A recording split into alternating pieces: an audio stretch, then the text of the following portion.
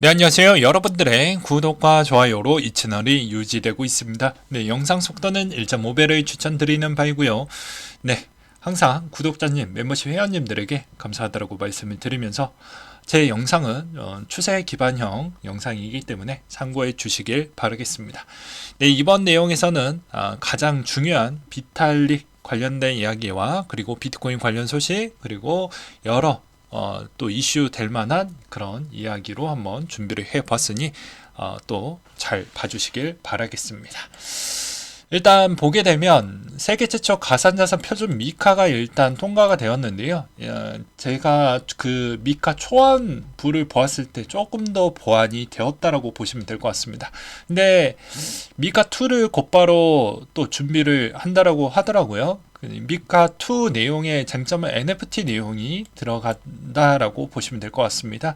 그래서 암호화폐 대출 서비스 감독에 따른 부분을 더 범위를 확대해 나간다라고 생각을 하시면 될 것 같고요. 아마 이 내용이 본격적으로 진행이 되려고 한다고 하면 조금 더 시간이 필요해질 것으로 보여집니다. 그나마 미카라도 통과가 되었다라는 점에 저는 좀 긍정적으로 보고 있는 실정입니다. 그래야 장난도 좀 덜 치고 거래소들도 좀 정신을 차리면서 약간 운영 부분에 대해서도 잘 운영할 것으로 보여지기 때문이죠. 왜 그렇게 생각을 하냐면요. 지난 2021년도 기준점으로 했었을 때 가장 수익성이 제일 많이 나왔던 나라 중에 하나는 그 중에 유럽에서도 독일이 그 안에 들어가져 있기 때문에 뭐 싫든 좋든 간에 유럽에서 장사하려고 하면 거래소들도 그 입맛에 맞출 수밖에 없다라고 저는 주장을 하는 바입니다. 그리고 좌측을 보시게 되면 2020년도 10월 29일부터 4월 21일 기준점까지 가장 지갑수와 비트코인 수 부분을 이렇게 볼 수가 있는데요. 가장 많이 분포도가 있는 게 0.1 비트코인에서 1 비트코인 대비해서 지갑수가 제일 그래도 보통 이상 좀 되어져 있고 그 뒤에 비트코인 수 분포도 대비도 거의 중간 이상 정도 된다라는 걸 볼 수가 있게 되겠습니다. 이걸로 알 수 있는 점은 저번에도 제가 이야기를 하긴 했지만 불장이니까 당연히 지갑하고 비트코인 개수가 많이 들어왔다 뭐 이렇게도 볼 수도 있어요. 근데 이 점에서 가장 재밌었던 부분은 22년도 이후 대비부터 이걸 분석을 했었을 때 기준점으로 보게 되면 지갑 쪼개기와 코인 쪼개기가 꽤 이루어졌다라는 것이죠. 왜 그럴 것 같습니까? 요거 때문에 그렇습니다. 이런 법안들이 이제 하게 되면 계속해서 투명화되고 모니터링 하겠고 감독하겠다라는 이야기가 나오게 되면 그 지갑 추적이 조금 더 많은 투자 비용과 연구 개발이 힘을 쓰게 되지 않을까요? 그러면 당연히 추적이 또 되게 되면 나는 내 자산을 감추고 싶은데 그렇지 못하게 될 수도 있으니 애초부터 계속해서 쪼개기 작업도 어느 정도 이상 들어갔다라고 생각을 하는 바입니다. 그 다음으로 보게 되면 채굴 난이도가 사상 최고치를 기록을 했다라고 하는데요. 비트코인닷컴이 제공한 데이터에 따르면 블록 높이가 78만 6,240에 조정이 됐고 1.7% 정도 올라왔다라고 합니다. 메트로폴리탄 은행에서 암호화폐와 잡별을 좀 했다라고 하는데요. 예금은 전체 4%, 그리고 암호화폐 자산 관련 고객은 총 4곳과 관계를 정리를 시작을 했다라고 합니다. 그렇기 때문에 제가 미국 안에서 이게 재정비가 되는 데에서는 어느 정도 시간이 좀 필요하다라고 계속 누누이 설명을 드리기도 했었고요. 그 다음으로 아마도 또 러시아 중앙은행 총재가 미 제재에 영향 안 받는 자산을 비축 중이다라는 이야기를 하기도 했습니다. 그는 러시아가 이 자산의 존재로 인해서 안심할 수 있으며 계속해서 이러한 자산을 비축해 나갈 것이다라고 했는데요.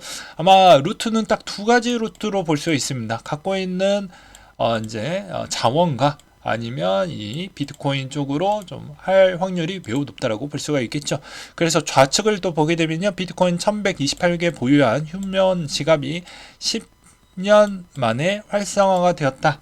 라고 볼 수가 있게 되겠습니다. 이게 뭐 국가가 갖고 있는 지갑인지 아닌지 이게 확인이 안 된다라는 것도 있겠고요. 그리고 또한 이런 제도적인 부분에 따른 불확실성으로 인해서 이미 이 자기 지갑이 사전적으로 좀 풀려서 어느 정도 또 매도에 가담하려고 하는 거 아니냐, 뭐 이렇게도 볼 수도 있게 되겠죠. 근데 이게 뭐가 됐든 간에 이 휴먼 지갑에 따른 활성화 의도는 아무도 확인하기가 어렵습니다. 그 의도를 파악하기가 정말 어렵거든요. 그래서 이 고래가 그냥 우리적 관점으로만 그냥 본다고 하면, 투자적 관점으로만 본다고 하면 그냥 이 거래소에 좀 많이 유지가 되냐, 아니면 이게 실질적으로 돈이 빠져나갔냐, 이 정도까지로만 보는 게 바람직할 것 같긴 합니다. 왜냐면 이런 너무 거시적인 거를 너무 크게 본다고 해서 우리의 투자에 좀 많은 도움이 되진 또 않거든요. 왜냐하면 실질적으로 코인에 있는 이동에 있는 물량 부분에 따른 실제 가격의 상승에 있는 압박과 하방에 있는 그 추가적인 요인거리가 좀 줄 수 있냐 없냐, 이 정도까지만 보는 게 전 맞다라고 봅니다. 그 다음으로 캐시우드가 테슬라 5년 내 2,000달러 정도 갈 것 같다라고 이야기를 했는데요. 그래 이렇게 되려고 하면 금리 인하의 패턴과 통화량 추이가 동시에 풀려서 어떻게 보면 테슬라 쪽으로 다 돈이 모여야 된다라고 볼 수가 있게 되겠는데요. 쉽지는 않을 것 같지만 시간이 지나면 뭐 가능성이 있을 것으로 보여집니다. 이 누나의 의견은 이렇게 이야기를 하기도 했었는데요. 로보택시 매출 2030년까지 8조에서 10조 달러 정도 될 것 같다고 합니다. 근데 제가 이걸 왜 갖고 왔냐, 이거 테슬라 이야기이지 않냐, 이렇게 보시면 안 됩니다. 테슬라 같은 경우는 어떻게 보면 비트코인도 보유를 하고 있고요. 조만간에 디지털 뱅크도 같이 진행을 하고 있기 때문에 테슬라 쪽에서에 따른 자금이 어느 정도가 확보가 되어야 됩니다. 그러니까 머스크 형이 대부분 이쪽에서도 어떻게 보면 사업 총단금을 여기서 거의 다 제공해서 만들어내고 있지 않습니까? 매도를 통해 가지고. 그래서 저는 어느 정도 시총 덩어리가 좀 커져야 그걸 그 현금의 기반으로 다른 사업 부분으로 또 자금 지원이 들어갈 수가 있기 때문에 이것도 잘 돼야 되고 저것도 잘 돼야 된다, 자 라고 저는 말씀을 드리고 싶습니다. 그 다음에 NFT 명줄 다 되어가는 거 아니냐, 뭐 이런 내용들이 있었는데요. 이것도 한번 가지고 와봤습니다. 소외되는 NFT 블러가 좋은 폰지거리라고 던졌음에도 찐먹을 위한 자전거래와 활성화될 뿐 NFT에 전혀 도움이 되지 않고 있다 라고 나와주고 있는 내용입니다. NFT 소외되는 것과 별개로 소각량을 크게 보여줄 수가 있는데, 블러와 오픈시 프로가 떡밥으로 이더리움 디플레 비중의 1등 공신으로 NFT 소재가 소모가 되었다. 지금은 폰지 놀이가 끝난 뒤에 소각 비중이 급속도로 줄어들고 있는데, 저의 개인적인 의견은 그렇습니다. NFT 탄생과 제대로 탄생 시점은 좀 일렀고 그때도 알고는 있었지만 실제로 빛을 발했던 과정은 아무래도 얼마 되지 않았기 때문에 이런 좀 성장통 기반이라고 저는 생각을 하고 있는 실정입니다. 그래서 어느 시점이 또 도래를 하게 되면 언제 또 이런 날이 왔을까라는 NFT 시즌이 곧 올 거라고 생각을 하고 있기 때문에 나쁠 건 없다. 단 이제 뭐 어떻게 보면 NFT가 성공을 해야 이더리움에게도 좋고, 그것으로 인해서 또 나머지에 있는 레이어 2들도 같이 공생을 할 수가 있기 때문에 뭐가 됐던 간에 뭐 잘 되길 전 바랄 뿐입니다. 그 다음으로 또 보게 되면 미국의 재무부 비은행 금융기관 모니터링 강화 요청을 좀 했다라는 내용이 있었는데요. 우측 내용도 또 보게 되니까 약간 절묘하다라는 또 생각도 들기도 했습니다. 왜냐하면 레리 핑클가 블랙록 지분의 7% 정도에 있는 지분을 또 매각을 했다라고 하니까 아직 내가 모르는, 아니면 우리가 모르는 그런 내용들이 또 추가적으로 있나, 이런 생각이 또 들기도 했기 때문입니다. 그래서 한번 기사도 또 준비를 해 보았는데요.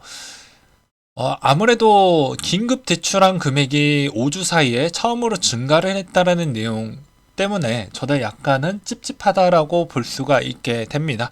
시중 유동성을 지원을 위해서 은행기관 대출 프로그램 BTFP 내용 약 100조 원 정도 비중이 계속 운영이 되어 가고 있는데 이게 아직도 이거 말고도 추가적으로 좀 돈이 필요하다라고 보여지다 보니까 아직 안정화됐다라고 보기에는 좀 어려운 것 같긴 합니다. 왜냐면 제가 녹화 찍고 있는 시점에서 미국 주식에 있는 대부분 금융 주식들을 보게 되면 아직도 안정화가 되었다라고 보기에는 어렵다라고 생각이 들어요. 그래서 실제 이 불안 요소가 좀 제거가 되려고 하는 시점은 3분기가 좀 넘어가야 좀 제거가 되지 않을까라고 저는 그렇게 생각을 하고 있는 실정입니다. 그리고 그 중간의 진통으로는 아무래도 6월달이 생각보다 많은 진통이 있을 것으로 보여지기도 하고요. 예. 그래서 이 위험 요소도 우리는 좀 알고 가자. 그리고 메인 내용 중에 하나이죠. 예, 이더리움 설립자 비탈릭 내용인데요. 현재 이혼 절차를 밟고 있고 그가 보유하고 있는 이더의 절반을 아무래도 이제 이혼 소송 청구권이라고 보시면 될 것 같죠. 그래서 이게 대량 매도가 나오지 않겠냐라는 분위기로 인해서 아무래도 이번에 뭐 비트코인, 이더리움 같이 또 영향을 받았지 않았을까. 한동안 뭐 이더리움은 좀 많이 올랐으니까 뭐 그렇다 친다라고 해도 이더리움은 지금 시점에서 강력하게 많이 밀렸던 이유는 아마 이 요소에 있는 소스 때문에 그런 것 같다라는 생각도 들기도 했습니다. 그리고 비트코인 반감기가 200일선 이평선 기준으로 또 보게 되면 200일선 돌파한 상태지만 과거 모든 주기에서 반감기 시점에서 200일선 하회했고 지난 이후 강세가 시작했다라는 그런 기술적 패턴에 있는 분석 내용도 있었으니 참고해 보시길 바라겠고요. 근데 변수는 침체가 점차 좀 더디고 느리게 오고 있기 때문에 기간적으로 정말 이번 시점은 과연 반감기 때 슈퍼 펌핑이 나올 수 있을 것이냐는 아무래도 금리 인하 패턴 빼놓고는 딱히 보이지는 않는다라고 저는 생각이 들기도 했습니다. 이더 상하이 업그레이드 쇼 포지션 세력에 따른 미친 영향이라고 되어져 있는데요. 2000달러 돌파하고 2100달러까지 상승을 보인 후 포지션 청산이 약 2000% 이상 급증을 보였고 큰 가격 상승 이후 가격 조정이 이루어지고 있는 가운데 2000달러 가격 지지를 여부를 지켜봐야 된다라는 내용도 있기도 했습니다. 그 다음으로 또 준비를 했던 내용이 리서치 이더리움 스테이킹 보상 중 80%가 출금 완료가 됐다고 하는데요. 검증자 노드 자격을 위한 스테이킹 한 32 이더와 스테이킹 모두 출금하는 전체 출금 물량은 46만 개로 3분의 1 정도를 차지를 했다고 합니다. 코인베이스 레이어2 네트워크 베이스가 23년도 메인넷을 론칭을 한다고 하는 점도 이더리움에게는 좋은 소식이니까 참고하시길 바라겠고요. 에이다 내용으로는 22년도 주요 성과 소재로 이런 내용들이 있다고 하는데 뭐 나쁘진 않았던 것 같습니다. 열심히 일을 하고 있다. 라고 보시면 될 것 같고요. 그 다음으로 가장 눈에 들어왔던 건 에이다의 인프라 툴에 따른 증가 추이가 많이 늘어났다라는 게 그나마 좋은 성과라고 저는 생각을 하고 있는 실정입니다. 그리고 3에로 캐피탈의 론칭 거래소의 투자 라인업이 공개가 되었는데요. 진짜 이런 거 보면 투자 나름인 것 같습니다. 네. 그리고 마지막 내용으로는 이 내용을 또 준비를 해보았는데요. 해외 거래소 5억 이상 신고 의무권에 따른 커뮤니티에서 또 이런 내용들이 또 올라와져 있다 보니까 구독자님도 아무래도 궁금해 하실 것 같아가지고 제 나름대로 또 자료를 준비를 해왔습니다. 일단 6월 달에는 한국 해외 금융계좌 신고의 날이거든요. 그래서 이걸 6월 30일까지 신고를 해야 됩니다. 그래서 그럼 나도 코인 들고 있는 사람 다 신고를 해야 될까요? 이럴까봐 부연 설명을 할 거예요. 보게 되면 신고 의무자는 작년의 기준점 거주자나 내국 법인 기준으로 외국인 거주자 기준 거주 기간은 5년 이하, 외국인 21년, 국내 거소 기간 183일 이하, 신고 기준 금액은 5억 원 초과이고요. 신고 기간은 6월 30일까지입니다. 그러니까 이것도 되게 웃긴 게 여기에서에 있는 조약 사항은 그냥 간략하게 이야기를 드린다고 하면요. 그냥 부동산, 주식 이렇게만 보시면 됩니다. 아직까지 추가적인 적립이 되어져 있지 않기 때문에 그렇게까지 걱정할 필요는 없습니다. 예. 무슨 말인지 아시겠죠? 네. 그렇기 때문에 굳이 그렇게 걱정할 필요는 없다라고 저는 말씀을 드리고 싶고요. 잠깐 좀 멈춰 드릴 거니까 한 번쯤 정지를 해놓고 읽어보시길 바라겠습니다.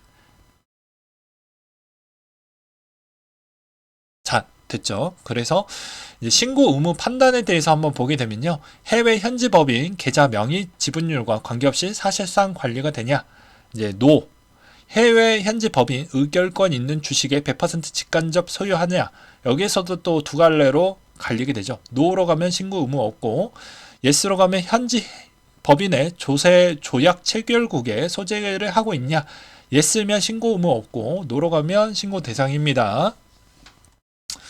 그래서 이제 신고 대상은 아까도 이야기를 했지만 현금, 주식, 채권, 집합 투자증권, 파생상품, 부동산까지 다 포함을 해서 한다. 이게 바뀐 지 얼마 안 됐습니다. 참고로 왜 이런 짓거리를 할까요? 여러분들 이야기를 했죠. 이민자도 요즘 많이 늘어나고 있습니다. 한국에서 못 살겠어요 하면서 그렇게 하시는 분들도 꽤 많이 늘어났죠. 그러면 이탈률이 많아졌으니 부자가 많이 떠나갔으니 어떻게 할 것 같습니까? 국적을 계속 유지한 상태로 가게 된다고 했었을 경우에는 일단 삥이라도 뜯어야 되지 않겠습니까? 그리고 그걸 또 사전에 빌드업으로 준비를 하려고 하면, 이민 준비를 하려고 하면 거기에 땅도 사놔야 되고 뭐도 해야 되고 뭐 이렇게 하다 보면 또 그럴 수도 있고요. 그리고 뭐 그냥 순수한 기능으로는 뭐 탈세나 뭐 이런 쪽으로 또 볼 수도 있기 때문에 그런 개념이라고 보시면 될 것 같습니다. 이게 얼마 되지 않았습니다. 진짜로. 신고에 따른 의무는 얼마 되지 않았거든요. 그리고 이게 금액이 50억 원이 넘어가게 되면 이제 실명도 거론이 되기 때문에 웬만하면 대상자는 꼭 하시길 바라겠습니다. 네, 혹시나 모르실까봐 이야기를 하는 거고, 아직 코인은 대상이 아니다. 이렇게 보시면 될 것 같아요. 네, 이상으로 마치도록 하겠습니다.